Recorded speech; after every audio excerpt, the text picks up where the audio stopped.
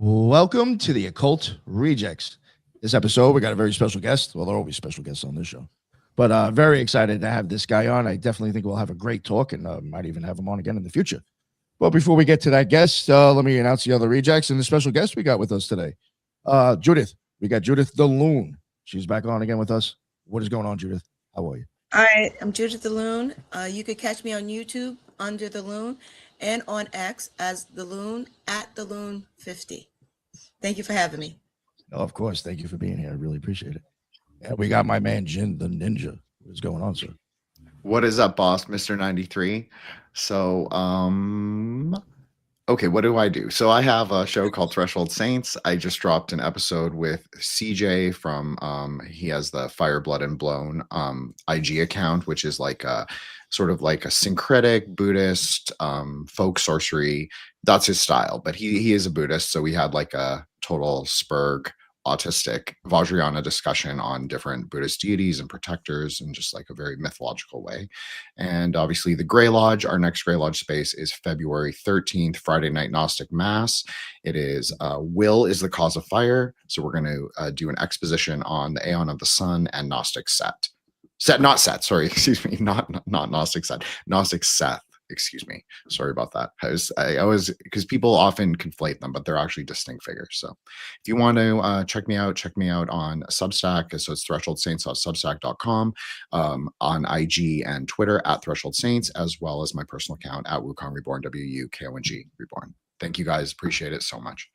Awesome. Have you always had a Substack? No, it's like a new thing for me because people were like, you need a landing page, and all the millennial podcasters use Substack. So it kind of made sense for me, like naturally to do it. Plus I do short form writing. So it does kind of make sense. And I'm glad I did it. Good for you. Good for you. Oh, that's good stuff. Nice. Very good. And we got a special guest with us today. I've been on her show before, trying to get her on here eventually. Well, she's here now, but yeah. And she actually helped me with this guest too. Again, she came across the guest. She sent it to me and I thought he fit the show. So Serena, we got Serena St. Sinclair with us today. What is going on, Serena? How are you? Please let everybody know where they can find all your amazing work. Thank you so much for having me on. I am Serena St. Sinclair. I am a Chaos Witch, Occultist, Persephone devotee. I have a podcast called Beneath the Bloom that Nick has actually been on, and Blake's episode is coming out in a few weeks. So please come and subscribe if you want to see our conversation. And I also use Persephone's Mythic Descent as a way to guide people through their own Jungian shadow work. So you can find me on YouTube and Instagram. And if you want to see the more chaotic side of me, you can try to find me on TikTok, but I'm warning you, it might not be a good idea. Thank you so much for having me. No, that's awesome. No, thank you for coming on. I really appreciate it. And people, for real, go check out her channel. She's had some good names on. Me and Blake have been there. No, but for real, she's had some guests on that I wish I could get on. So definitely go check out her channel. She came out pretty much hitting the fences already with the guests. I'm really impressive. And she does look at it a little bit more of an academic sense as well. And I very much applaud that. So please go check that stuff out. And then finally, my man, Blake, the gentleman occultist, the guest. Please, sir, let everybody know what your deal is and where they can find all of your stuff. Well, first off, thank you guys so much for having me on. I've checked out several of your guys' shows, and I've really enjoyed like the program that you guys have. I'm really honored to be here and hanging out with you guys. My name is Blake. I'm the Gentleman Occultist. You can find me on TikTok, Instagram. I do have a YouTube channel, The Gentleman Occultist, but currently I only post like my shorts and stuff. Do have plans for long form content eventually, but we're not there just yet. But yeah, that's where you can find me. Awesome. Yeah, thank you very much. If you didn't mention the YouTube, I was going to mention it. I was going to say I really think you should start adding more to it because I did notice. Yeah, you should have a couple of shorts up there. Yeah, you're working on that. It's the baby on the back burner right now. I need to start growing it. Yes, YouTube needs more gentlemen occultists out there. So please. Yeah, absolutely. So again, the first question I ask all these people that come on for the occult, which seems to be every guest now, what is it that got you into this stuff? Like, how did you find yourself being one day like, I'm going to make this my life? Yeah. So essentially, I grew up very fundamentalist religious. And so, a strict religious devotion was always something that was, part of my childhood. Interestingly enough, though, I had a witch grandmother who, was always kind of there in the fringes, teaching me spooky things. And even though I was raised very religious, I was very fascinated by the things that she was interested in. Specifically, she was into tarot. I remember her giving me tarot readings when I was a kid. She was into Reiki. She was into, energy healing and stuff like that. And she always had a bag of, crystals and stuff. And I was so fascinated, even though for me, I was always told, this is evil. This is spooky. You can't really go near it. You're going to let demons into the house and stuff. And so for me, it was always something that was known, but kind of, scary and fascinating at the same time. And when I started to get out of my religious, indoctrination, I feel like I started to look more into a variety of different interests. And specifically, I did get into Buddhism initially for a long time. It was kind of my gateway out of fundamentalist Abrahamic religion. And so after, learning about, the teachings of Buddha, understanding, causes of suffering and how to eliminate suffering, it eventually transcended into, I joined the Freemasons shortly after that. And as a Mason, I learned a lot more about, kind of the conflict that we have, our aversion to death. And I think death for me is always something that was very terrifying, especially because coming out of my original faith, I, didn't have any concept anymore of what the afterlife could possibly be, because, you have this thought in your mind and it makes you feel very comfortable for a long period of time until all of the sudden your beliefs kind of go out the window. And with that, all of the confidence you have in concepts of the afterlife or where you're going to go after you die and stuff. And so that was very terrifying, honestly. I went through a really bad, dark night of the soul. And the thing about Masonry specifically too, is they kind of use the concept of death and rebirth and memento mori as lessons to teach you that you should be a little bit more focused on your life currently, and how are you going to live your life to build a legacy? How are you going to use the time you have? Because it's never as long as you think it is. And you better start working on, doing meaningful things. And so from there, it just kind of became, I took some religious anthropology classes in college. I started learning more about other religions. I started learning about ceremonial magic. I have a lot of friends that are not only Masons, but Thelemites as well, who would invite me to Gnostic masses and stuff like that. And so really, it just kind of, gradually progressed. I think I went down the pagan witch route first, and then, started kind of going more into ceremonial stuff. And, here I am. So it's been a very eclectic and interesting journey. I think a lot of it was more just coming at things from a scholarly perspective at first, because I was so kind of curious and afraid and wanting to remove that ignorance in my life. Because, like I said, a lot of this stuff was satanic for a large part of my life. And now that I no longer necessarily believe in, these things being satanic, well, what is it then? What is it that draws people to this kind of stuff? And can I find the same similarities in terms of the miracles or the power that Abrahamic religion has? Can I find those same things in other practices and beliefs? So I think that was kind of the main call for me is, you think about people that are prophets or people that are healers and stuff like that. Well, where does that power come from? And is there, is it satanic just because it's someone else doing it and not your belief system that's allowing you to do that? You know what I mean? So, okay, well, now that there's no dogma anymore associated, where does that come from? And where does that all where does that all lead? That's really, I really liked what you said there. A lot of that stuff. I even wondered I didn't have like the same background where I had, I guess the occult or kind of witchcraft in my face young, but kind of interesting how like you were saying about like, I think like for me, I think like the fear of hell or even Satan somehow made me want to look into it. Cause I'm like, fuck, like who is this motherfucker in this place that's going to get me? You know what I'm saying? Like, I think that actually made me interested in it. Like, well, this is, what I got coming for me. I got to know what's up, right? Yeah. I think it's looking into it is like kind of what brought me into the occult in that sense. Like, or it made me, I guess, a little bit more interested in looking at that stuff.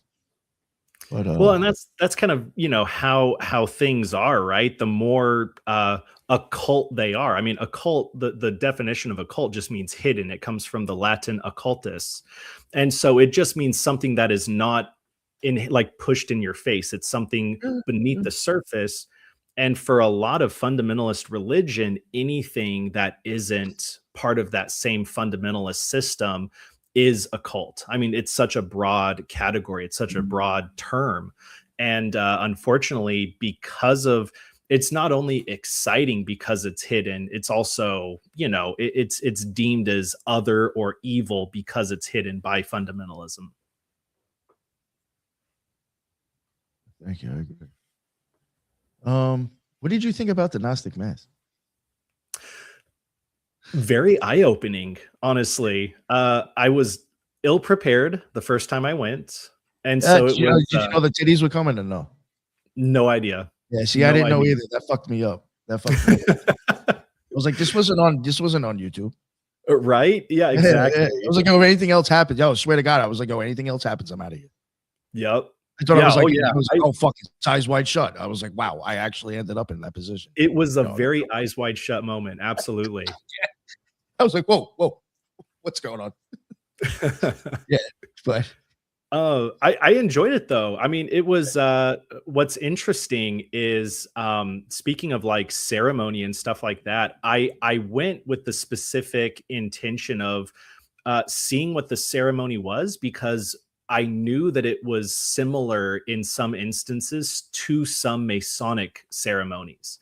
And sure enough, there is a lot of similarity in some of the ritual with the Gnostic Mass that I think was directly taken from Freemasonry. Yeah. Oh, for sure. Yeah, I think there's stuff taken even in the initiations in the OTO. There's a lot of similarities to some of the Masonic ones. Mm-hmm. So well, sorry, go ahead.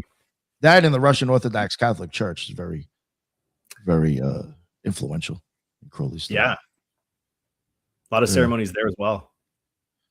Yeah. Well, he does mention that he was, I guess, influenced by the Russian Orthodox. That's what he says with the Gnostic Mass. But yeah, I actually thoroughly enjoyed it once I got over that whole, scare at first. Judith, did you have a child? Did you have a child for any of the? Did we ever do that together? We had to at some point. No, we never did. All right. I used to all the time. At one point, you might even remember. I was in a lot of the Gnostic Masses. I was actually. I think we used to miss each other. Yeah. Yeah, but I know. Yeah, I wow. I figured I would have. I guess not. But yeah, I do think very important. I think it does show the man crossing the abyss. That's my opinion. So I guess that's the whole point of being a magician. Yeah. But yeah. So I guess what stuff are you into, like, specifically? Like, I guess kind of like what are you drawn to the most? Sure. Well, once you kind of start to find a practice that you really enjoy, I think a lot of my occult journey so far has been trying to find where that actual practice is and what that repetitive practice is. I think I've dabbled in a lot of different things, and some of it to some effect, some of it to no effect. And I think that trying to find the ticket that really resonates with me is where I'm at. I've been practicing a lot in terms of like witchcraft. I think witchcraft is one of my favorite types of practices, honestly. sigil magic, spell work, things like that. Well, it's fun. Was that? I think it's fun regardless. I think that's Oh yeah. you can get so like hey, arts and craftsy with it. Yeah. Oh, absolutely. Yeah. It's very arts and craftsy. I'm all about that. And kind of similar-ish to Serena, I work with Hades and specifically chthonic gods because, again, the concept of memento mori, it's not only terrifying, but it can be an enormous motivator for your life and your intentions. And so I kind of use chthonic gods as not only a way to focus that intention, but as a way to kind of really put the memento mori concept at the forefront of my mind at all times, because again, nothing will motivate you more than realizing just how short mortal life is and how much you need to really work at what you're trying to accomplish. So I instead of fearing death like I used to, I use it as a motivator. And so working with chthonic gods, Hades and Anubis and stuff like that kind of help focus that intention. Thank you. Did any of you have anything you wanted to add or anything you wanted to ask? Sure. I've got a quick one, well, I actually have two, but I think we'll start with Buddhism because that makes sense. Because I'm a tantric Buddhist, so it makes sense for Ike Baker. I don't know how familiar you are with him, but he also started out in Zen. I'm obviously a tantric Buddhist and the non-normie kind, very different. Obviously there is overlap, but it's pretty different. But I do think it's interesting because a lot of occultists either start out in Buddhism to sort of like reset the clock, if you want to say it like that, or they end up in Buddhism. So I've interviewed Gregory Peters, who studied with Namkhai Norbu and Dzogchen, and then he had like tantric experiences in Nepal with like goddesses, and so he's like a very eclectic Typhonian, but he would consider himself like kind of a Dharma bro, as the kids would say on Twitter. And so I just wanted to know, like, can you get into some of your experiences, Blake, and why that was like important and useful for you to sort of, I know you touched on it, but just as like a conceptual way of thinking, or kind of like a beginning of the Marga, maybe you could say. Sure. Yeah, absolutely. So for me, again, when I came out of fundamentalist religion, I think that it was a very traumatic experience for me. And I was very much searching for a way to relieve my own suffering. And I had started learning about Buddhism. Specifically, I think Alan Watts was a huge kind of catalyst for me getting over a lot of my trauma. I really dove into Alan Watts' lectures. I read a bunch of his books. And then I was listening to podcasts about Buddhism as well. I had a good friend of mine. He's not only a Buddhist, but he's a priest at a local Buddhist temple. I went to a couple of his sermons and ceremonies there. He's a Pure Land Buddhist. And I think for me, learning the kind of life lessons that the actual Buddha learned, he was a prince, and he was a lot of the suffering that is attributed to human life was hidden from him. He didn't understand certain concepts of like aging and illness and death. These were all hidden from him throughout his youth. And it wasn't until he was an adult where he discovered suffering by seeing sick people and seeing old people and seeing dead people. And it was another thing that like rattled him. And this is just, in the legend of the Buddha, he left his princely life in order to go out and seek a cure for suffering. And so I think I found a lot of my own kind of journey in the journey of the Buddha, because, it was a shock to his system. Oh my God, nothing is as I thought it was. I need to go figure out how I'm going to get over and heal this. And so I saw a similar journey through the Buddha to kind of chart my course toward healing. And so, not only listening to lectures, but, getting into meditation. I think meditation helped a lot. my mind at the time was absolute chaos, and learning meditation and trying to build a meditation practice, especially with other meditators as well. I found some online meditation groups, and we would do like Zoom meditations together. And so trying to just find a way to bring my mind back into a peaceful state was a big catalyst for healing my suffering and trying to follow the Buddha's example. And like you said about a lot of occultists kind of either start or end in Buddhism. I definitely think Buddhism is kind of a gateway, because it's the type of practice that is a religion, but it's also not exclusive, because you can be a Christian and be a Buddhist. You can be a Hindu and be a Buddhist. It's kind of one of those shared religions where anyone can kind of get into it without having to be like a devotee of a separate deity or something. And so it's very welcoming for people who want to kind of branch out of their religion and learn more about other Eastern practices that can eventually lead you down an occult path. Absolutely. Thank you so much for sharing that. I also think it's interesting you talk about meditation, because this is something that like Nick hammers home a lot on the show. I also do on my show and on the show. And I think Judith is also like very into this mindfulness idea. So I think we're all in concert when I say like meditation number one, and every occultist that we've had on, from David Rankin on, has said meditation is their main practice. It might not be their only practice, as you were saying. Like Dharma is very flexible in a way. Like, yeah, it would be great if people embrace Dharma fully, but like, yeah, you're right. It is, people can be Dharma curious, Dharma cure, and try out different sort of aspects of meditation, and also Dharma as a religion, and they can see if like that flavor is right for them. So thank you so much for saying that.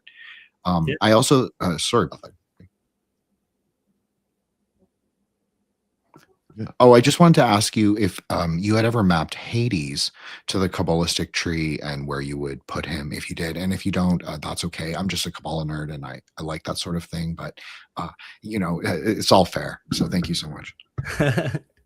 You're probably going to hate me, because honestly, the Kabbalah is one of my most recent interests in terms of learning about the Kabbalah. And unfortunately, it's such a major backbone for so many other different types of practices and beliefs that I feel unprepared. Honestly, we just had a couple of lessons from people that are experts in Kabbalah, and so I've been fortunate enough to have people in my life who are Kabbalistic, scholars and experts.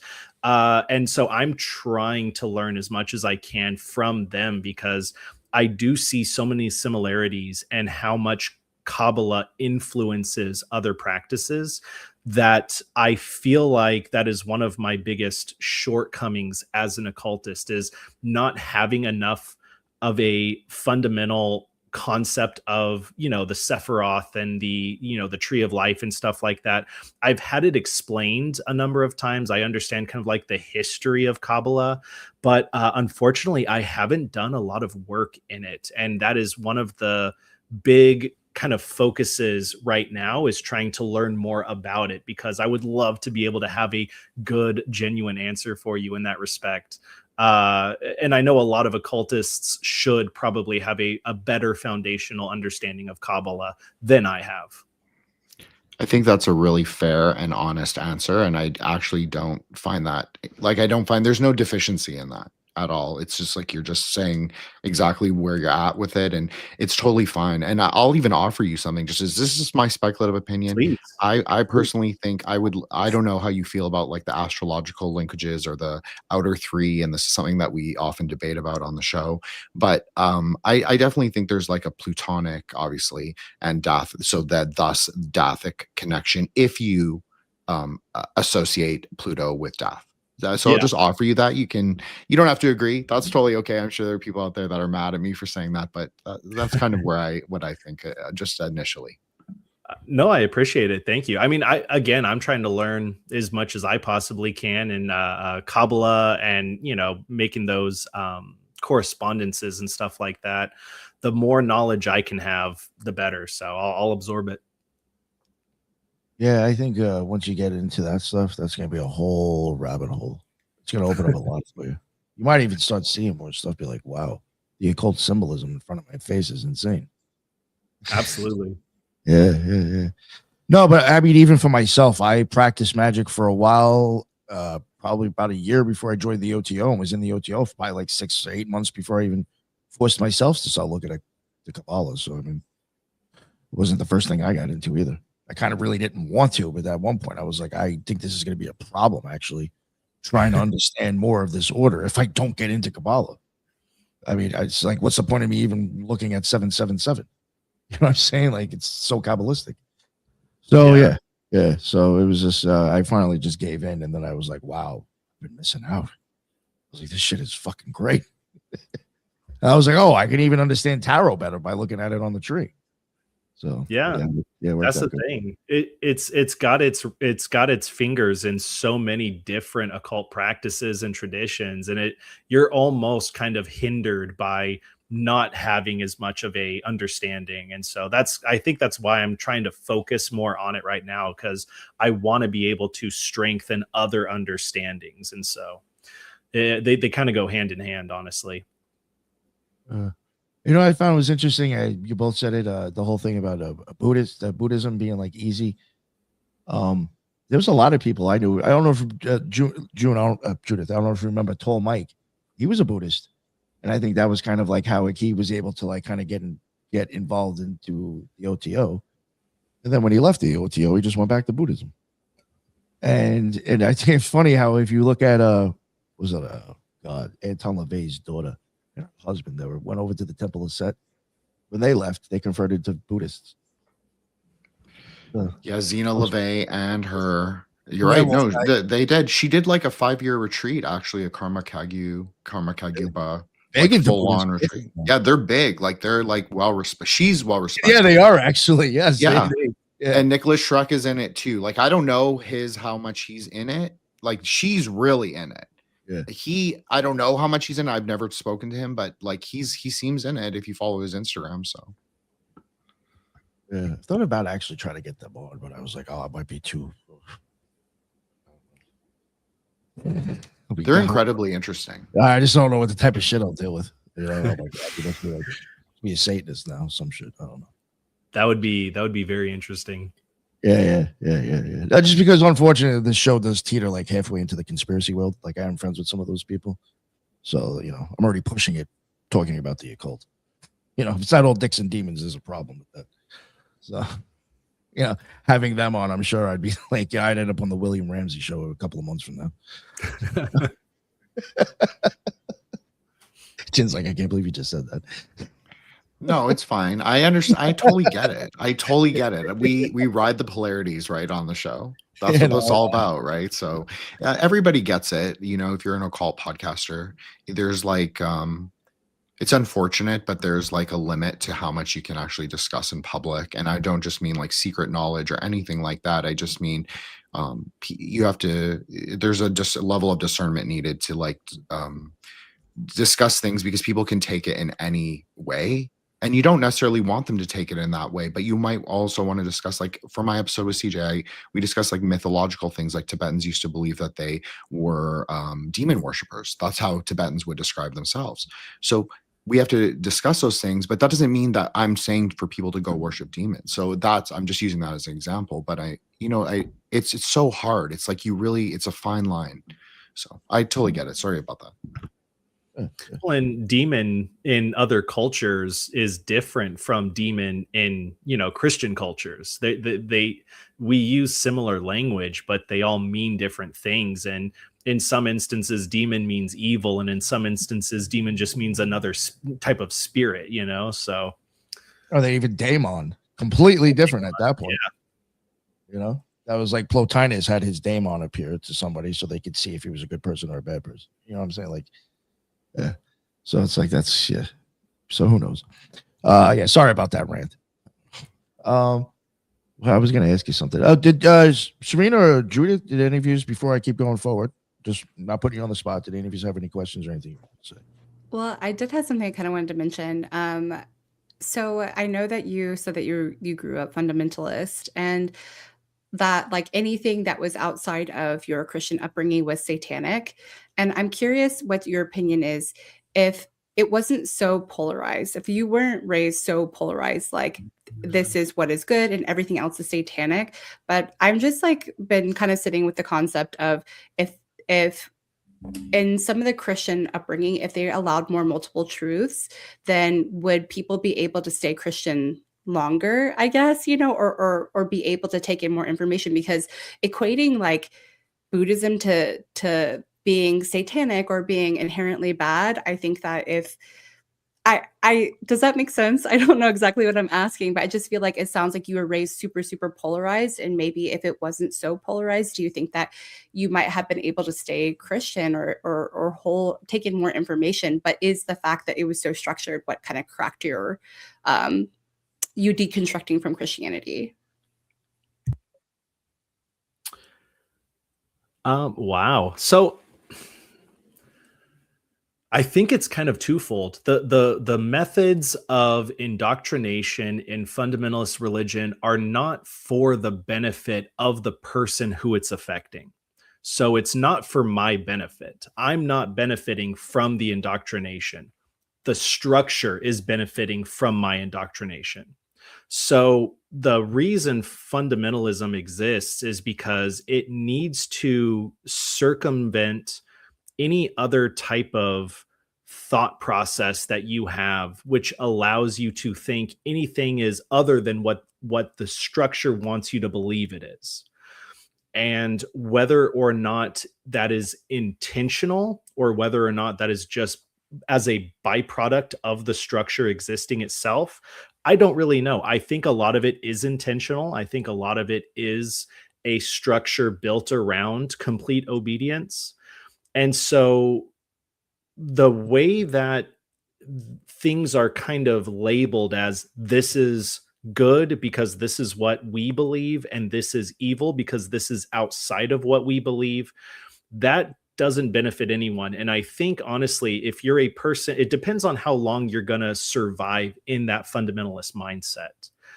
If you're a person who has a mind that eventually leads you to asking too many questions and coming out of it, I think you're going to have a visceral negative reaction to it when you come out, which is what happened to me. I had a visceral negative reaction to Abrahamic religion because of coming out of the fundamentalist aspect of it. I abhorred it. I didn't want to be a part of it whatsoever. And so I think in that instance, the fundamentalist aspect, as long as you're in it, you feel great. But the second you're out of it, it feels like a stab in the back. And you don't want to feel that stab in the back. And so if it was a little bit more open to other concepts, I think people would probably stay Christian longer, because it's not like you have this hoodwink that is being revealed all of the sudden. It's kind of like, hey, yeah, you can be a Christian and, you know, learn about these other things. Especially too, when I started learning about the concept of Christian ceremonial magic, I was, you know, like they've been practicing this since, you know, before the 1500s, yet all of the sudden it's satanic to, you know, do spells in the name of Jesus Christ. It's satanic to, have these, to do ceremonial magic in a Christian sense. Like whose decision is it now that that's evil? And so I think if it was a little bit more open to allowing people to kind of experiment more, it wouldn't necessarily push people away from fundamentalist religion. I think it would be more inclusive. I think people would be more comfortable with experimenting, and it, you know, as long as it's something that you're genuinely interested in. If the only reason you're interested in it is because you've been told your whole life that this is the only thing you're allowed to be interested in, then you're going to realize that if that's not true, then what else am I being lied to about? So the whole thing ends up becoming a big lie, I guess. I would rather have learned about and the thing that is so wild about studying more about the occult in general is so much of it is also influenced by Abrahamic religion. And you know, if you go into, like, if you're a person who is interested in Abrahamic religions and you get into, you know, Solomonic magic and stuff like that, that's very influenced by Abrahamic faith. If you think about even, you know, Kabbalah and stuff like that, that's Jewish mysticism that has been, you know, kind of converted over time. And so if you were allowed to study those things, I think it would make it much more impactful of a practice, instead of saying, oh, no. The second you say magic, the second you grab a crystal, now it's satanic, you know. And I think that's where, you know, learning more about Buddhism and stuff, when I was practicing Buddhism, I was like, what is evil about this? Like, I genuinely can't figure out what about this is evil. Why am I always being told that stuff like this is? And so it becomes, you know, you start to see the man behind the curtain. And I think it would be better if organized religions allowed for people to kind of experiment more, because the second you come out of it, you have this negative reaction and it just steers you in an entirely different direction. You know, it's really interesting that you're just saying, well, for one, I think that was great. Great answer. Thank you very much. And I can totally see how, like, even for myself, and I've even said this about where I'm at. North Carolina is supposed to be one of the biggest, it is the biggest state for, I think, witchcraft or the witchy community. And I do think it's also because of how extreme religious they can also be. So I think it's like kind of like a snapback, you know, or like a pushback to it. Yeah. But the thing when you're talking about Hebrew, you know, the Abrahamic religions, they're also the most prevalent when it comes to occult symbolism, and probably influencers in the occult world. Like, even for myself, from being in the OTO or a ceremonial magic order, most of the oldest symbolism that I would see on anything would be from a combination of all those, probably. Even in some of them, not that I'm going to get into it, and Judith, you know, I'm not asking you to say anything, but even looking at the initiations and certain things done in there, knowing the setting and some of the symbolism in there, you will actually see Hebrew, Christian, or Catholic, and Islam, actually, in a sense. So I do find that interesting. Even, I mean, the Masons, even to use them as an example, about the Shriners, they use Islamic symbolism. Yep. You will see, I think, the three Abrahamic religions are like kind of the top dogs when it comes to like occult symbolism, I think, in a sense, or like their views of it in orders.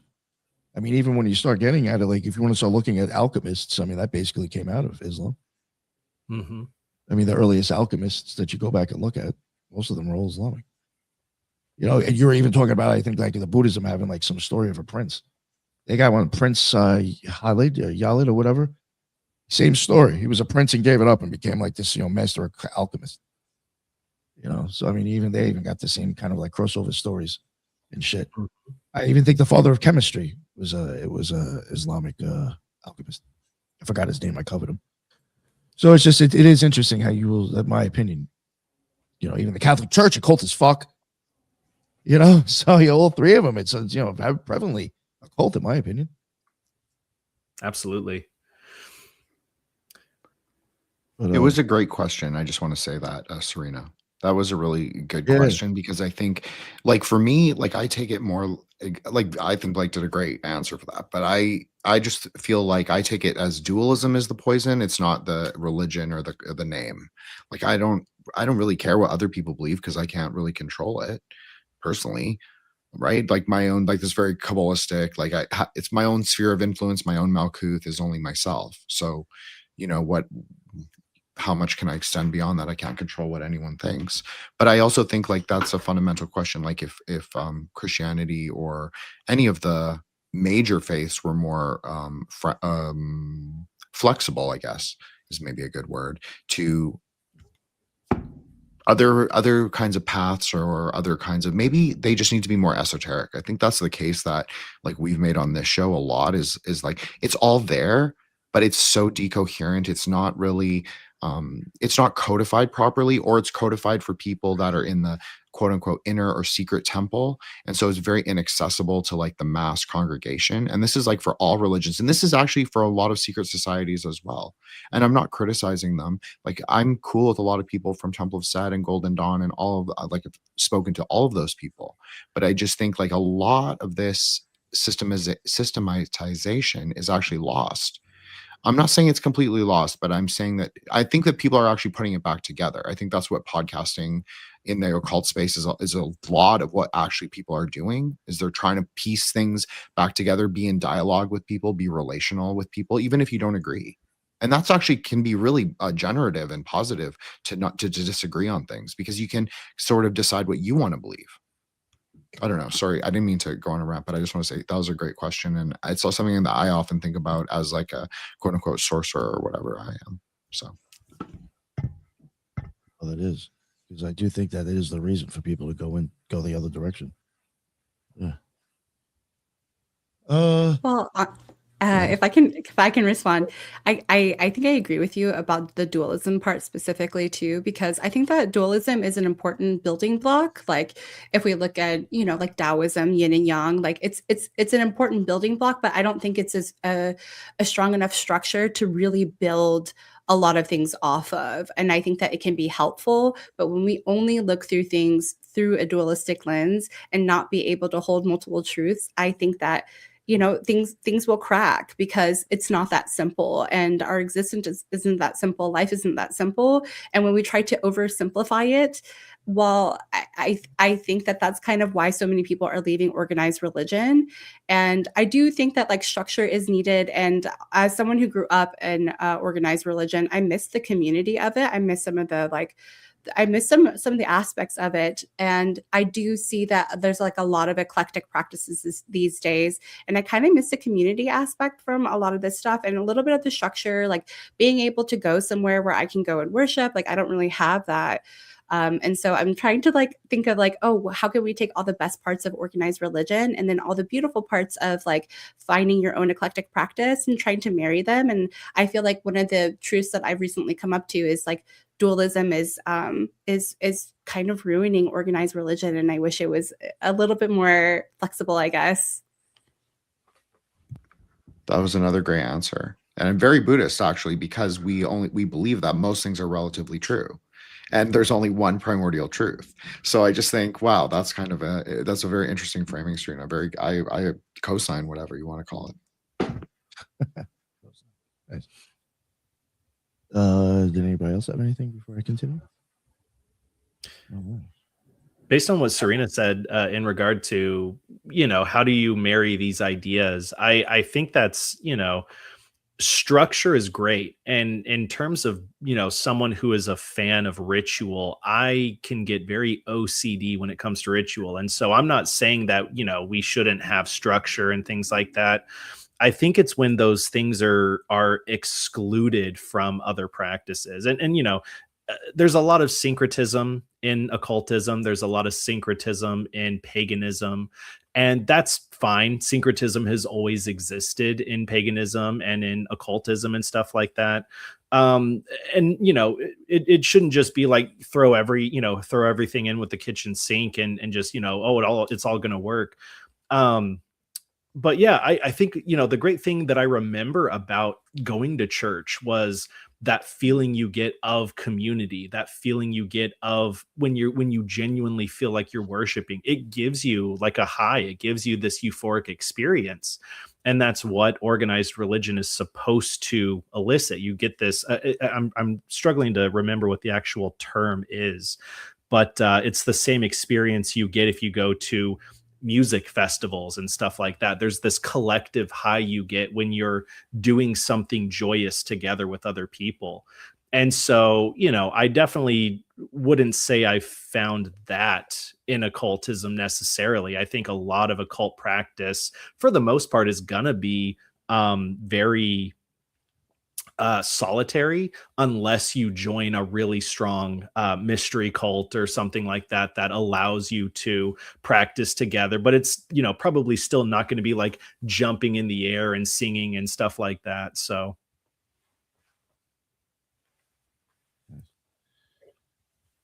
when you did mention ritual stuff like that, that was something I was going to ask you a little bit about. When it comes to those type of practices, what is it that like I don't know, like, are you into the lesser banishing ritual, the pentagram, the hexagram? Like, I don't know, like when you say that, what is a ritual? Like, what kind of ritual experience do you have? yeah, LBRP, headless, hornless, you know, stuff like Okay. that. All right. All right.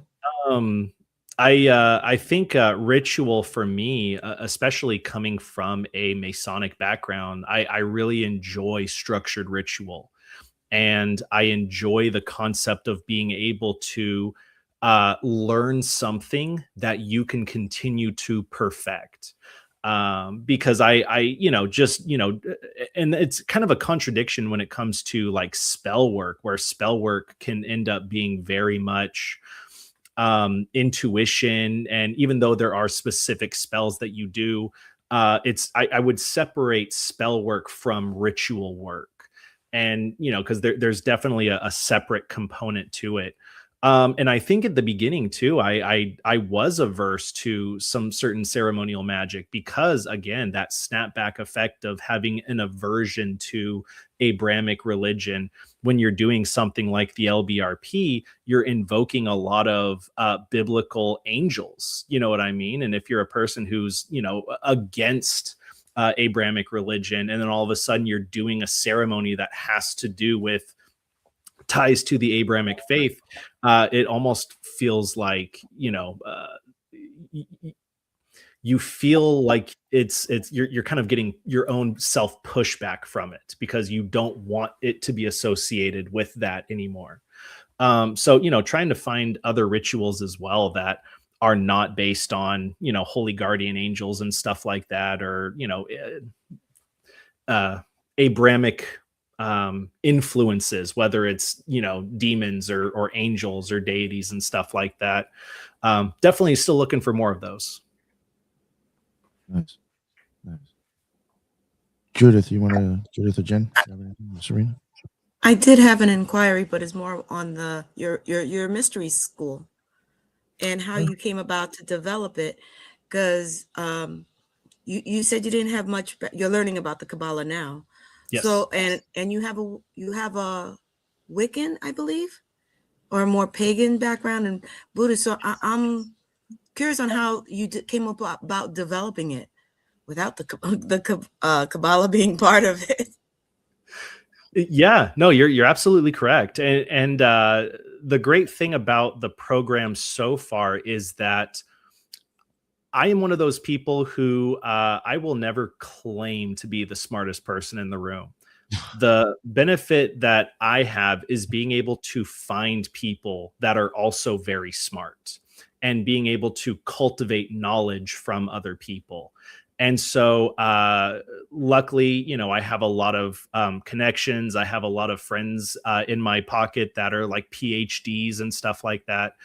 And so when I started developing this idea of building kind of like a modern day mystery school, I reached out to a number of those people because they are also people that I would consider interested in the occult or are experimenters themselves, practitioners themselves. And so for me, it was kind of a how do we build something that allows people to come together to kind of shed dogma, to shed fear and shame, and learn together as a collective, where it's very open-ended, but we can have people a part of it who are able to kind of pick up different corners at the same time. You know, I know where my corner is, and I know what side of this school that I can hold up, but how do I find someone else who is a Kabbalist who can hold up that corner of the school? And, you know, are there other witches out there who want to help hold up other corners? And so, for me, the mystery school, it started as a very nascent idea, but it rapidly started growing. And right now we have just under like 800 people that are involved, which is really exciting because the discussion, when you get that many people involved, is very diverse. And so I think having that diverseness of clientele is great because, again, we have Kabbalists, we have Satanists, we have, witches, we have pagans, we have Kabbalists, we have ceremonial magicians, tarot readers, astrologers, and so the good thing about having a mystery school like that is I don't have to be the know all be all. I can bring people together and let them flex their strengths. And that allows them, people who are probably really well skilled, but probably haven't ever taught anything. Well, now is your time. You don't really know what you know well unless you're able to teach it to someone else. And so I think that it gives people who may be averse initially to kind of pushing themselves in that direction, a place to do it where they are safe and where other people can kind of learn and we can all work together as we go. So that's exactly the reason why I brought my good friend on, who is a Kabbalist, because I was like, you know what, we need to have something in here to really, make this a bedrock foundation. And they are working on their own course as well. They're going to be developing their own courses, which will be available in due time. So it all we're getting there. It's a slow but exciting process.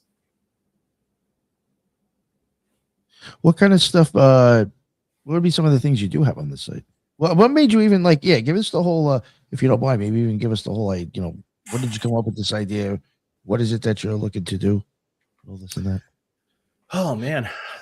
So I had a very interesting conversation. I've been a closet practitioner for a large part of my post-religious life. Primarily because, again, I was raised fundamentally, and so all of my family are fundamentalists. And so I've had to hide a lot of things from them. And so, whenever people come visit, time to cover up the altar, time to cover up all my supplies, get rid of these symbols, take those off the wall. And so it was something that I constantly felt like I wasn't living my authentic self. I was always in the broom closet, so to speak. And so I had a very interesting conversation with my religious grandma, not my witch grandma. My witch grandma passed away, unfortunately, a while back. But my fundamentalist grandmother gave me a call and told me that she was very upset because the rapture was coming soon. And she was sad that I wasn't going to be going with her. She was, her and all the rest of my family were going to leave and I was going to be left behind.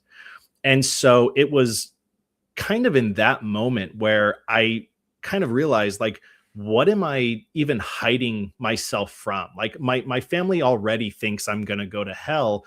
Why am I trying to pretend like I'm still this, good Christian boy? And it kind of like shook me in this way where I was like, you know what, if they already think I'm going to go to hell, why don't I just like full send, be my true authentic self and do something about it? And so I've always wanted to build a community of occultists. I think that the occult is something that really started this new chapter in my life. And I wanted to be able to share that with other people, especially people who were going through the same fundamentalist deconstruction that I was going through. I think that the process of learning the occult was very pivotal in my healing journey. And I think that it can be a way that not only heals other people of their fundamentalism, I think occultism honestly is something that can save society. I think that our culture in general is very much leaning towards this structured, Christo-dominant society. And it's leading us down a path that I think is very negative. I think the concept of belief in the rapture is very damaging, not only to your psyche, but also to society, because if you think that the planet is a temporary existence that we can just use and destroy, and then we're all gonna be shipped off to heaven, and the rest of us are gonna burn in hell. The concept is so damaging, because long-term thinking goes away, stewardship of the planet goes away, and we should be people who look after our society, our planet. We should be thinking long term, and occultism and other religions allow for more long term thinking. And unfortunately, there's too many people in positions of power that don't have that same long term thinking. I'm going on a very long-winded, conversation right here, but all that to say, occultism is going to help society heal and grow.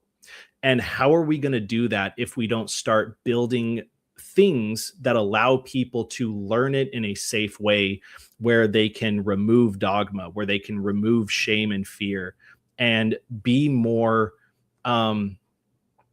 geared towards welcoming other people and learning more. Paganism especially too. Paganism is all about respect for nature. It's about respect for sanctity of life. And I think if anyone started studying more about paganism and looked at our connection with the earth and stuff like that, we wouldn't see life and the planet as just this temporary frivolous material that we can abuse while we fuck off to heaven. And I apologize, I don't know if cussing is loud here. If that we can just screw and we go off to heaven and everything else gets left behind. We should be cultivating a society that allows for us to flourish in the future. And I don't think that the modern religious mindset is leading us in that direction. So how do we combat that with occult study, with occult structure to kind of counterbalance that? I guess is where I started coming up with the idea of the mystery school, getting back to the actual question that was asked. Nice. Thank you, sir. Thank you.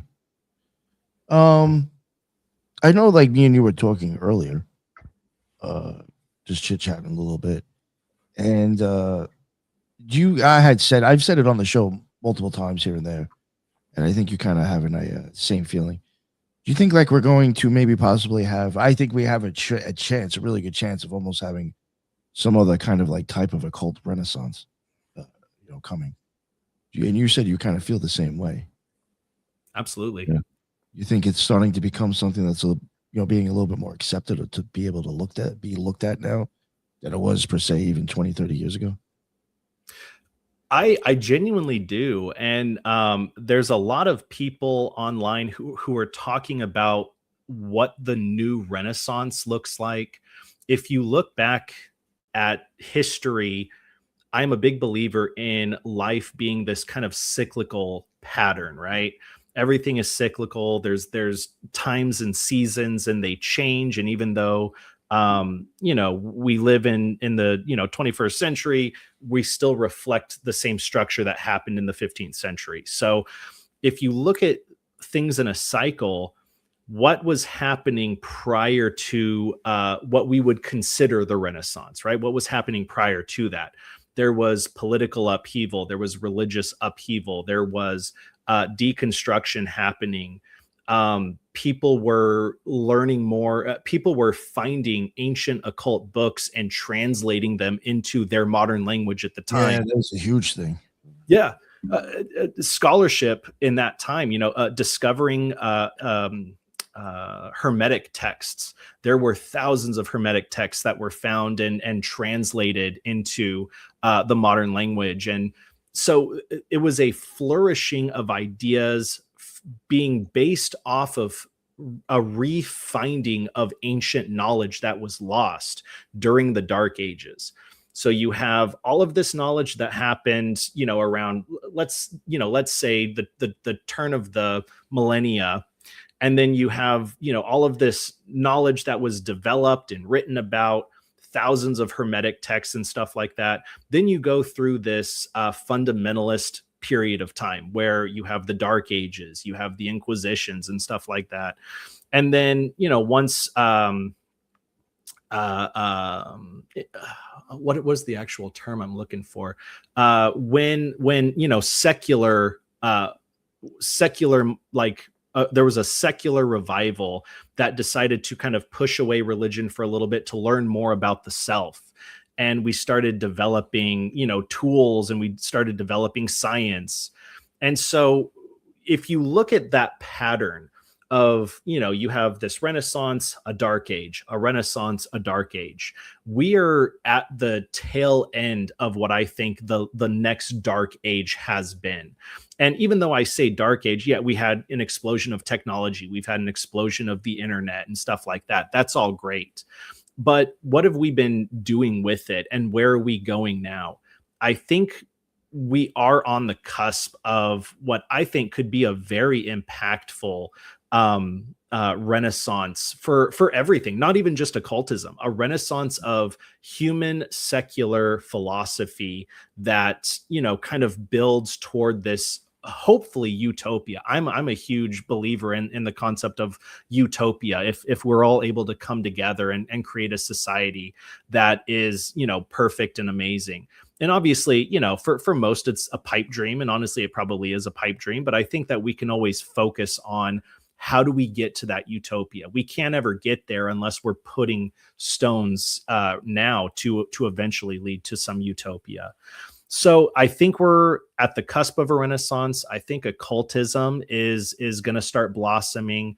I think that paganism, especially, there are large pagan communities that are only growing in size.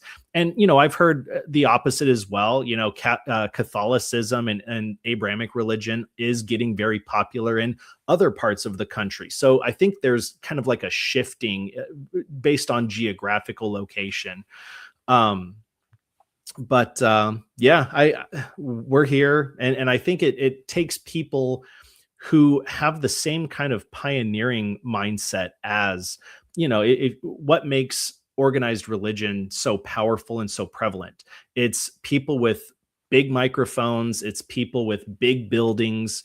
And, if you think about like what it takes to be a religious scholar, it takes years of schooling. If you go through if you want to be a clergyman, you have to go to seminary school. You know what I mean? There's so much structure around being a religious devotee in the Abrahamic, whether it's Catholic or Christian or Jewish, there's a lot of training and structure. Occultism doesn't really have anything like that. And I think we need to start developing our own, kind of occult schools that allow for us to practice the same way, and not to create like priesthoods necessarily. I don't think creating like a priesthood is the best way, because there are plenty of, pagan priesthoods that you can go through. But, developing occultism as a school of philosophy or history is the way we're going to start edging our way into this heavily organized religion kind of, bulwark that has been existing for 2,000 years at this point. We got to push back in some way. And I think finding what that angle is to push in is where we're at right now. I have a question about that. So within your vision, you don't see any coexistence? Oh, I think coexistence is absolutely possible. I think the thing is there isn't coexistence now. I think that's the biggest thing. We don't live in a society where that coexistence is allowed. We live in a very dualistic society, and being able to bring the occult up, again, it's about balance, right? And it kind of, reflects back to Serena's question earlier about, well, if people were allowed to study other things, would they have a different kind of all around thought structure about it? And I think, yes, people can still consider themselves Christian. I have nothing necessarily against the Christian religion, personally, I think that there's just too much in terms of the dogma associated with it. That is the problem. It's not necessarily the lessons. It's not necessarily the teachings. I think it's more just the structure around it and how it leads people. Apocalyptic religions in general are a problem, right? And I would absolutely categorize Christianity as an apocalyptic religion because of the concept of the rapture and the tribulation and stuff like that. They don't think that anything good is going to come from this planet. They want to see an end to it. They want to see the destruction so that they can go to heaven. And that is like the main core concept, right? So let me push back against you a little bit, ahead. Blake. I think this is a good place. Is that Please. that is very much a fundamentalist interpretation. Like, I grew up in a very syncretic household. My dad is Indonesian Chinese. Talked about this many times on the show. My mom's French Canadian. I grew up in a very mixed religious household. My dad practices a religion called Kabatinan, which most people don't even know what that is. So the reality is like your experience. And also, I want to say this, utopianism is also millenarian. You might not understand it to be like that, but in a Buddhist view, both of those things are extremism, we would say. They're both, it's too far. You're supposed to build your own Malkuth first. So I would just say, like, to follow up what Judith is saying, is like, I do agree that the aeon is shifting and we are moving into a new yuga. And Tantra also agrees with that. It's not just like me coming up with that. Absolutely. We are leaving Kali Yuga, or we have. Yeah. And I believe we are going into the Aeon of the Daughter, as I've called it, or the Aeon of Maat, as Talima calls it, which I have no problem with either one. And I just think that, but I think it's a psychic Aeon. I think it's actually a post-magical Aeon. I know this is a little radical, but I do think it's much more about the self, not the self as in psychological or scientific, because you have to admit that there is something very superficial. And in Kabbalah, we would even say, like, all institutional sort of formations are both of Bina and Tiferet. So they have like this kind of physical edifice and sort of a physical manifestation in people's imaginal or imaginary. Both of those things are very dualistic, as you were saying. So it's not about like recreating the institutions of the past. It's about like looking forward to see like what institutions we can then create that aren't going to replicate exactly the same structures as before. But it's not about necessarily dismantling. It's not about being a material like anarchist where you're going to like go like set things on fire, right? You just are going with it and you're kind of reconstituting yourself, rectifying yourself, and then moving up the tree, if you want to call it that. That's how I would think of it. So I would just say, like, back to you, is that I don't think that most people might have the opinion that their experiences in whatever religion it is, because it doesn't just have to be Christianity. There are very dogmatic Buddhists. There are very, like, it depends. Sure. It depends on like your, cultural religion, like religion that is embedded in culture tends to be very dogmatic regardless of what it is. Yeah. Dualism is very much about the individual mind and their perception of like the outer reality. So in my opinion, I just think we can control ourselves.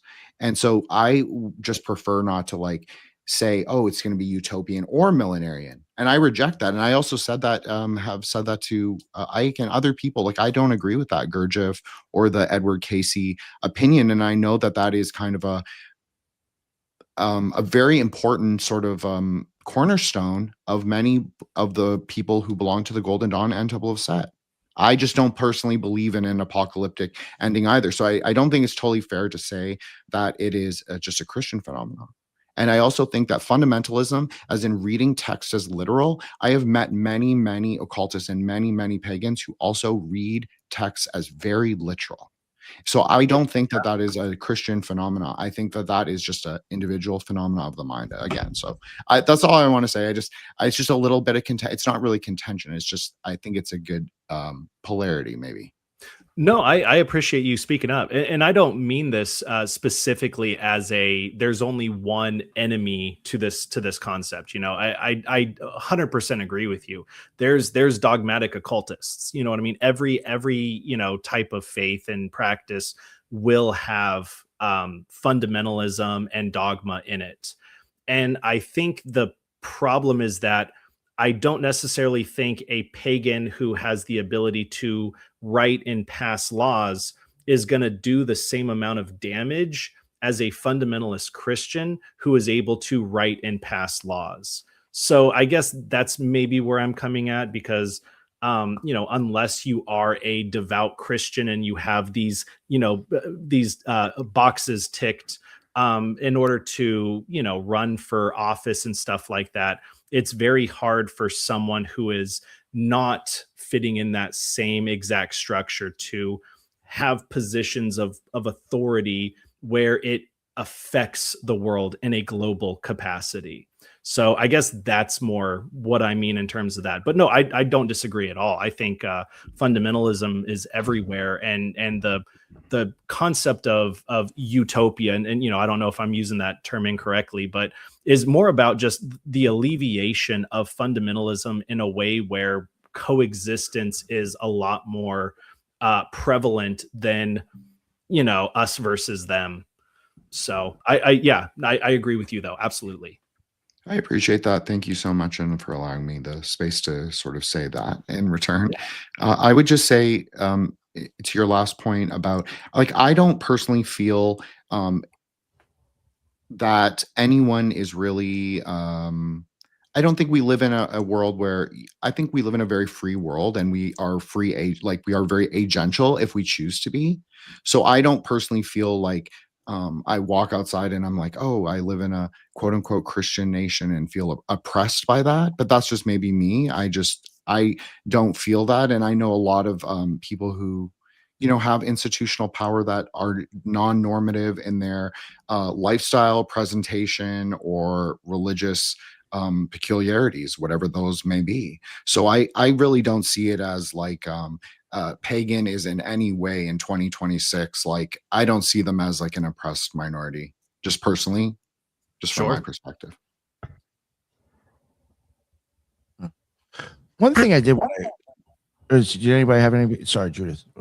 I was going to ask a question because you framed it as if we have an upcoming Renaissance, and during the last Renaissance, it was we received artworks and all those beautiful. So what productive, beautiful thing do you see coming from this vision of Renaissance that you believe is coming? Oh goodness. My thumbnail. Absolutely. I mean, I think people are tired, and this is I don't have any like studies. I don't have any citing sources for this information that I have. It's more just like anecdotal. People are tired of like fakeness, I guess. I think AI has become such a thing where people are so excited about it, but it's really easy to see through AI, and a lot of people are like, more AI slop and blah blah blah blah. And I think authenticity is something that it gets to a breaking point where we're tired of kind of like the status quo. Certain things can kind of feel like a cultural prison, and especially with the advancement of technology, right? And again, anecdotal, but I feel like people would rather read an actual book than hold a Kindle in their hand. I think that there are things about technology where it gets to a point where we kind of want to go back to a more authentic expression of what art looks like, whether it's painting, whether it's writing poetry and stuff like that. I feel like when I started experimenting with occultism, I was more inspired to be interested in things like poetry and art, because being able to learn more about these symbols and being able to look at ancient, Renaissance pictures and trying to pull apart occult symbolism in those, there's an amazing artwork called Melancholia that has so much interesting occult symbolism in it and stuff. And you could just look at it and stare at it and pull things apart all day. But, it's an authentic expression. It's something that someone actually made. And so I hope if we are to have this beautiful occult renaissance, that type of structure would maybe come back, occult music, occult poetry, occult artwork and stuff like that. Books, I think there's a lot of fantasy books, which are really fun and stuff. But I don't know, maybe I just haven't read any, but I would love more like occult, modern occult grimoires, even, you know what I mean? We have so much ancient text. We have so much ancient stuff. And we do have some like turn of the century stuff as well. Not to say that everything occult is ancient. A lot of it is more modern. But full on grimoires of modern occult practice that would be kind of what our archaeologists 1,000 years from now gonna look back and say, oh, this is where this era of occultism really made an impact. What is that going to be? I guess I don't really know. I hope that we can make an impact in some way where 1,000 years from now, archaeologists look back and go, that was a good period of occultism. One thing I did want to say, I think, like even when I say like a renaissance, and like Judith mentions like the art, yeah, of course, obviously, that came upon that. I often think that is the result of people having magical experiences. That art now comes to be because they're trying to express something that they experienced. Absolutely. So like I do think like if we start going into like I guess new occult renaissances, people start having their own magical experiences, crossing the abyss, out of body experiences, this and that, things that rock their core and changed them and left them with visions and stuff. I think that's when you'll start seeing art, or even maybe music might change. It might actually start getting better. And other things. I do think that will be a side effect of people having that experience. I mean, I would never have even tried to entertain doing a podcast if it wasn't from the experiences I had.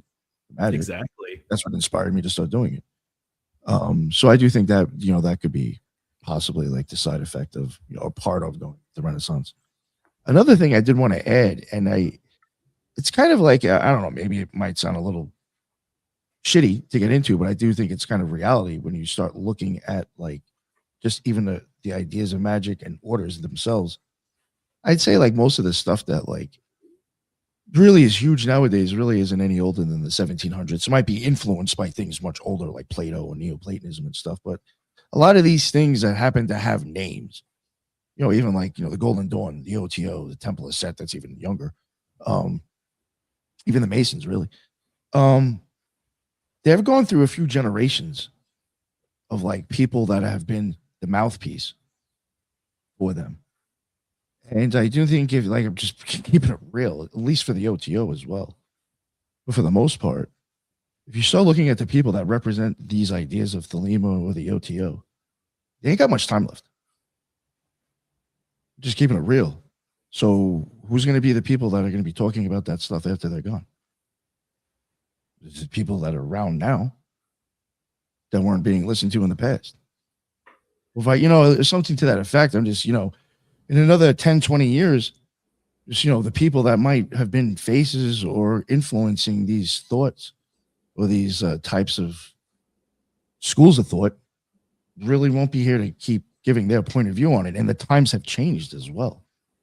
Even with just technology, we have a total generation of people that look at things differently, are able to read more, look at other things more. That wasn't as easy 200 years ago. You weren't going to go like, for me, if I want to start doing science and trying to look at it, the occult, how hard that would have been for me to do? There was no internet for me to just Google shit. You know what I'm saying? Like how in the library. Yeah, right. And so, and I just, just keeping it real, I do think that's even something that's coming to be soon too, is that the old school and thoughts of what magic was might even be changing a little bit by the people that are involved in it now and are taking, I guess, the torch, if you want to look at it that way, and going forward with it.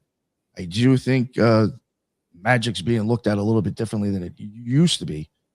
I think it's going back more of people, my opinion, I'm seeing a lot more people that look at it a little bit academically or more in a polymath sense, which is the way it was during the Renaissance. Yeah, absolutely. Well, So and I you're think right. that might, Technology is the course.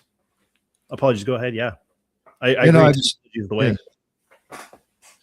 No, I know that's kind of like a shitty way to look at it, but I'm just, keeping it real. I mean, eventually things end and it keeps going in other ways. So yeah, I just think that we're on the verge of maybe being a little bit more open to things that others generations before us might have been a little bit closed-minded on. I Yeah. think that might help bring the appeal to more people to get into it.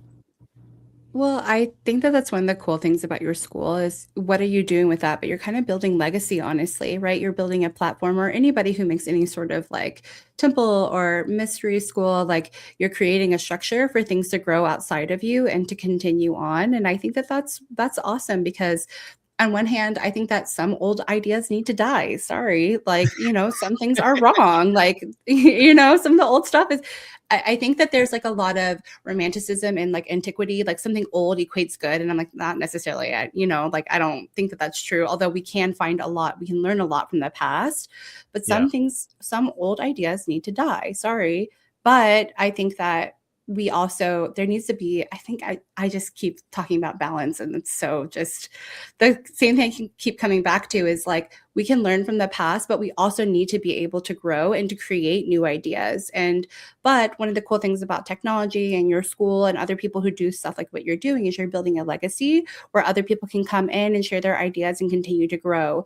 But I mean, one thing I think, especially specifically with the Renaissance that we're talking about right now, is we have this incredible tool like the internet, like computers, like technology that no one has ever had before. And I was even listening to Nick, the show that you were on earlier. You guys were talking about like the burning down of the Library of Alexandria. And it's like, we, in the past, like we could lose all of our records. Like we had the ability, but right now, I mean, unless like the internet gets destroyed somehow, I don't know, we have the really, really cool thing about this specific movement that has never really happened in the past is we have ways of archiving our thoughts, archiving our beliefs, and then sharing them with each other on like a really easy worldwide scale instantaneously. That was really great, Serena. I totally agree with you. That's even a great Kabbalistic metaphor you use, like to build something outside of yourself, like very Malkuth to Netzach, like you're planting the seeds in the garden, like the seeds of the pomegranate, maybe you could even say. That's very Kabbalistic, right? Because the pomegranate is the perfect metaphor for Kabbalah. So I appreciate that. I agree. And I think it like is even that what Nick said, like everything's so recent.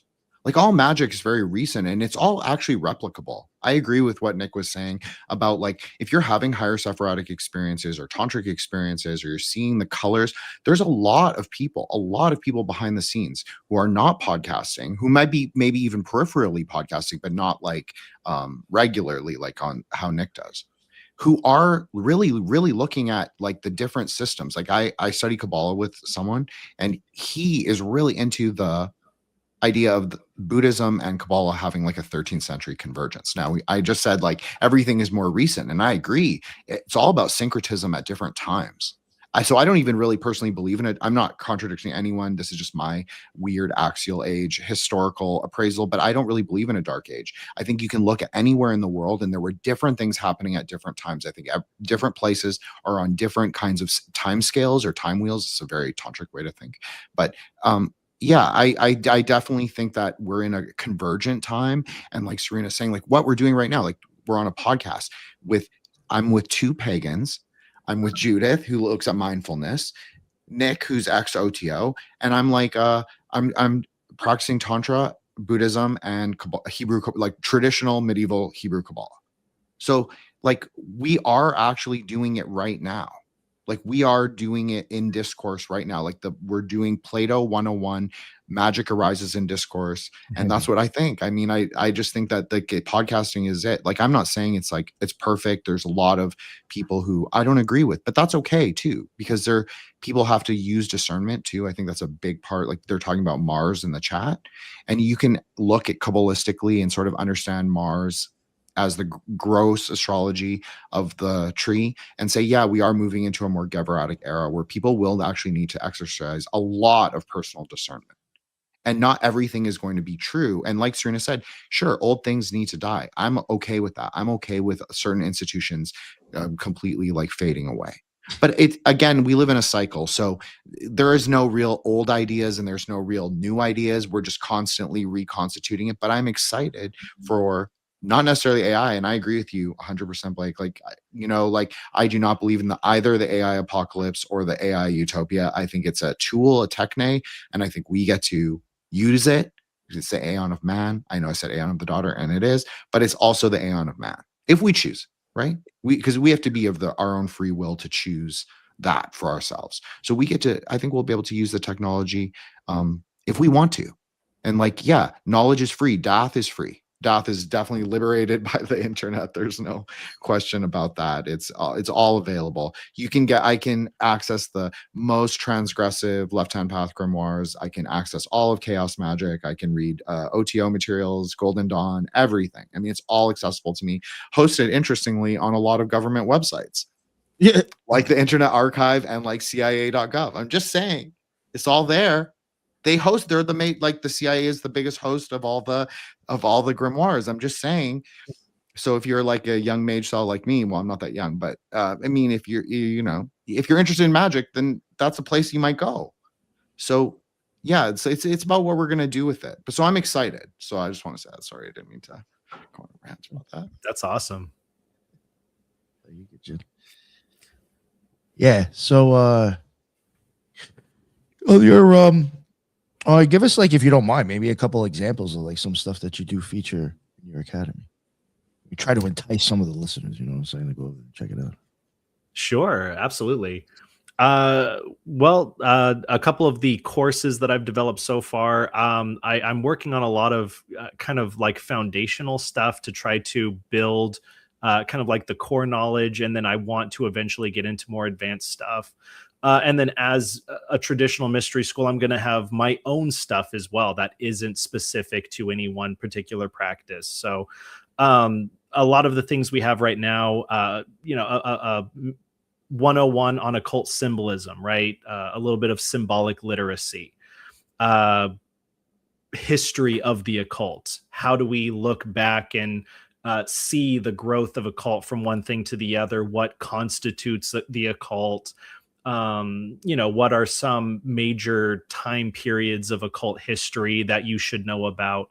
So a lot of the early stuff is foundational. I learned a lot about runes. I've learned a lot about palmistry and stuff like that. So I have a, kind of 101 foundational understanding of runes and symbolism. Palmistry primer. I have the Wheel of the Year, which was a lot more of a very interesting kind of deep dive than I expected. But it's not only just hey, this is what the Wheel of the Year is, and this is how to practice certain things in the Wheel of the Year. It also talks about kind of the history of some of where those traditions come from, because it is also very eclectic. It's from a bunch of different traditions that were kind of brought together to be one cohesive thing that is now attributed to the Wheel of the Year. But they were all kind of separate practices from different cultures. I'm working on a masterclass on kind of pagan history and tradition as well, because what a lot of people don't know is a lot of modern paganism is not a direct union with ancient paganism. A lot of it has been disrupted by history. And so the concept of this class is to teach, this is what ancient pagan religion looked like from a specific lens. And this is kind of how a modern interpretation of that is presented.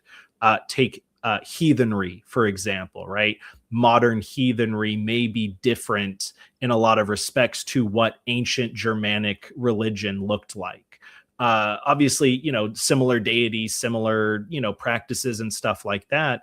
But the concept of modern paganism is mostly about trying to redevelop and restructure those ancient religions and bring them into modern times. And so a lot of my classes unfortunately right now are not going to be particular to practice necessarily, aside from like, oh, I'm going to learn about runes so that I can do rune divination, or I can learn about palmistry so I can read palms, right? A lot of the classes are more about more of a scholarly understanding of occult institutions, because again, you know, kind of like what we were talking about, if you think about what it takes to be a student and practitioner of other religions, it takes a lot of kind of historical knowledge. You need to learn the roots, you need to understand the foundations before you can kind of go into the deeper things. And so a lot of my stuff is very foundational currently, and I am working with other experts to develop other practice type things. Like I said, I have a buddy who's going to be working on the Kabbalah, which is probably also going to be more of a scholarly take than it is going to be about a practice take. But that is kind of like the next evolution of the school is, let's stop talking about the how and why, and let's get into the actual practice eventually. So all that is coming in due time. I also have been developing what I consider kind of my 3 gateways of enlightenment, which kind of deal with going through a self-mastery process of disillusion, like, you know, shedding your former self, shedding your dogma, shedding shame, kind of get rid of the unauthentic side of you. And then the second gateway is alignment, essentially, not alignment. I'm still developing it, obviously. So the first one is like disillusion, right? Get rid of your former self. And then eventually you get into like shadow work. So shadow work, in my opinion, is a very important occult practice. Yes. So how do we practice shadow work?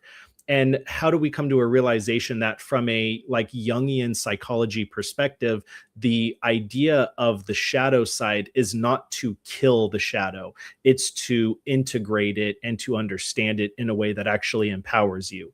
So the course that I'm kind of working on takes you through disillusion, it takes you through shadow work, and then eventually it is going to be about realignment. So how do we align with our true will, which also borrows a lot of kind of imagery and symbolism from Thelema. Not to like appropriate it in any way, but I do appreciate how concepts of Thelema attribute to true will and the understanding of alignment with true will. And so how do I help people go from I feel shame, I'm angry, I feel disillusioned, and then how do I transform that into I know exactly who my authentic self is, and I'm living as my authentic self. So that is kind of what I hope the mystery school starts becoming, is kind of a blueprint on using occult practice as a pathway to self-mastery. Have you been reading Alice Bailey? Somebody's asking. No, I have not. Okay.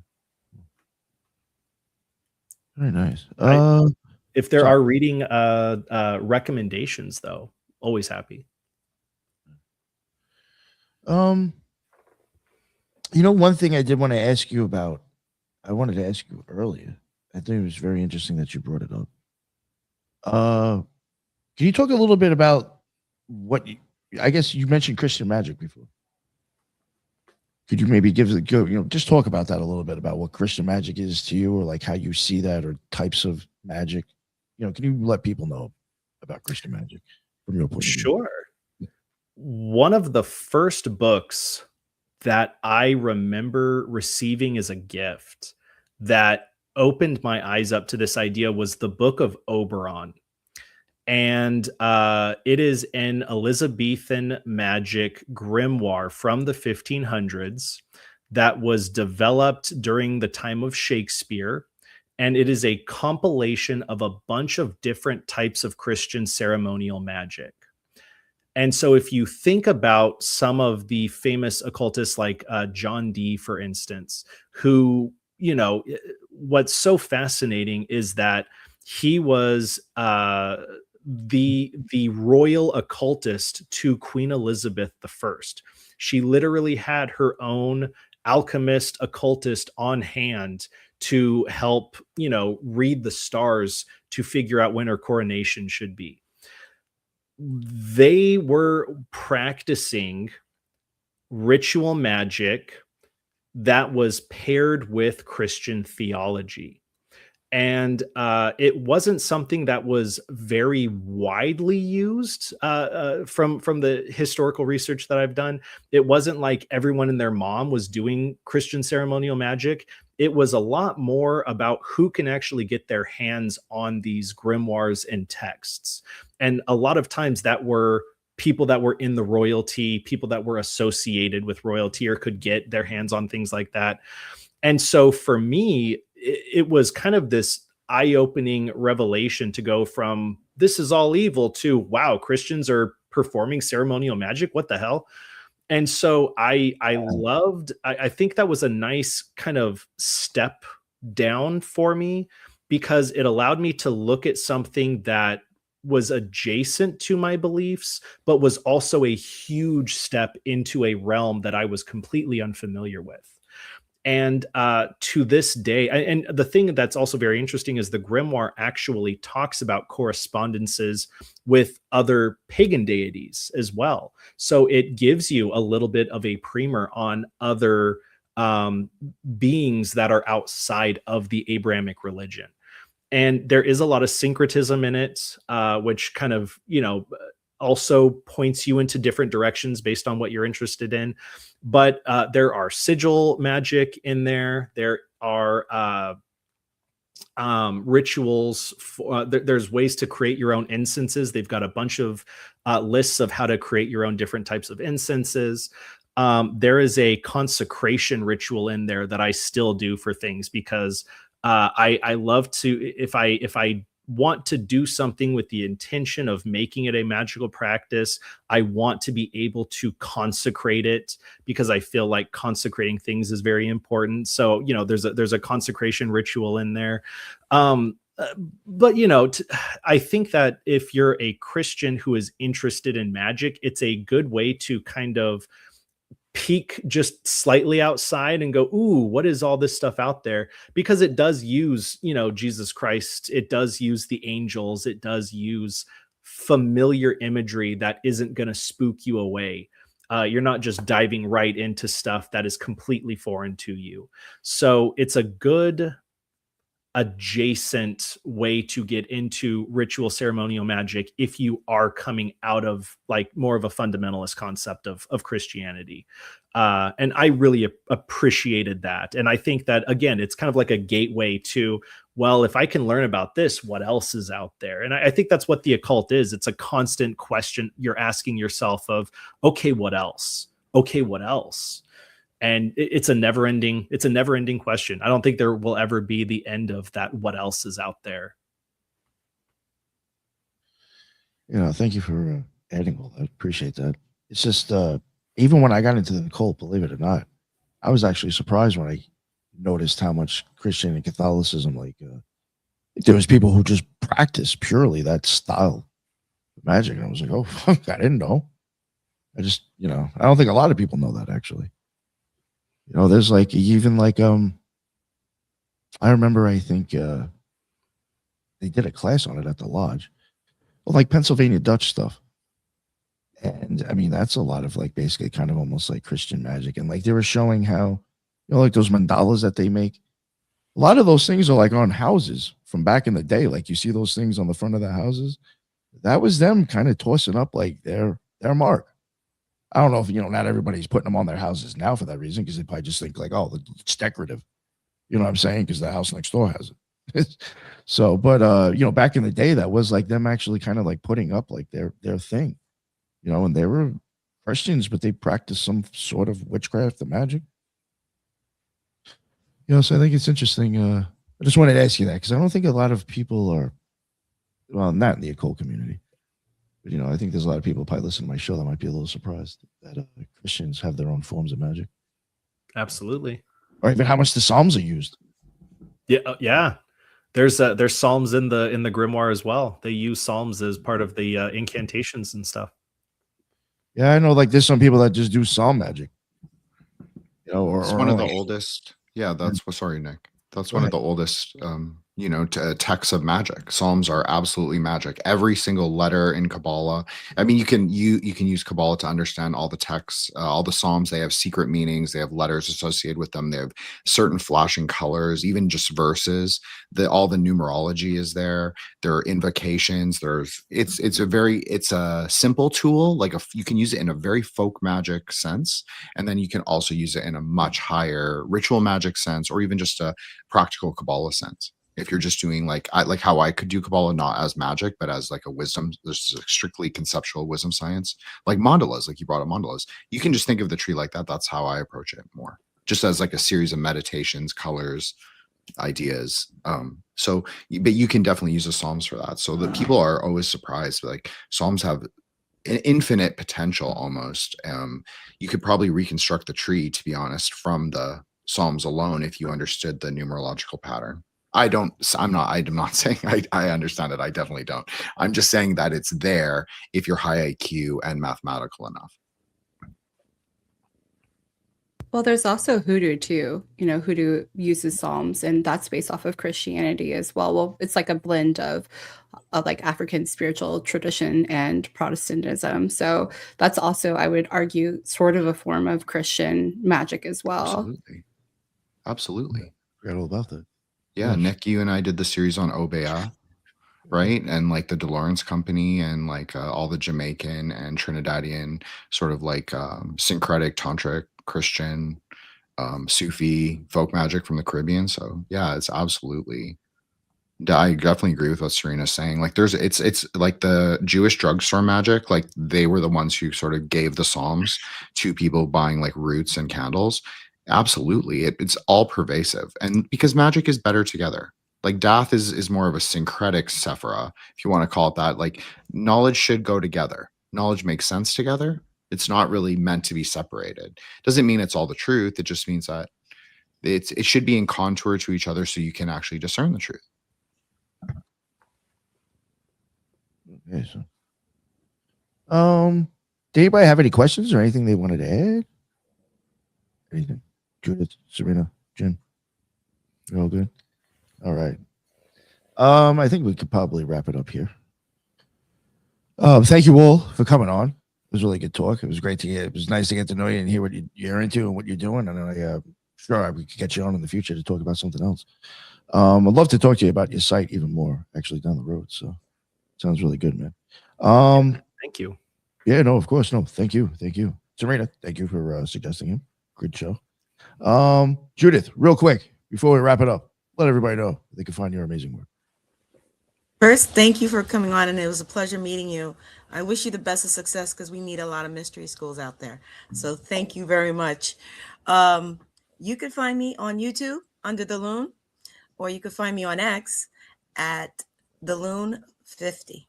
Thank you for having me. Yes, no, thank you. Hey, Jen the Ninja, what's going on, sir?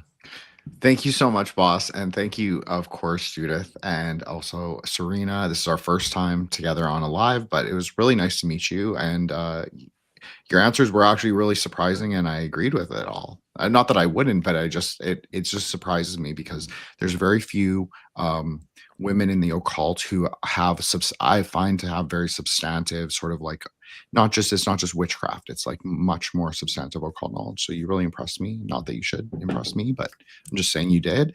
So thank you so much. And of course, Blake, thank you so much for being here. And I really appreciate that you took my pushback, and I think you're doing a great thing. I like to be discursive, and that's just my way. I have been doing it. I don't know. Maybe it's the astrology. I know Nick hates when we blame astrology for any of our personal qualms. And I do too, for the record, I do too.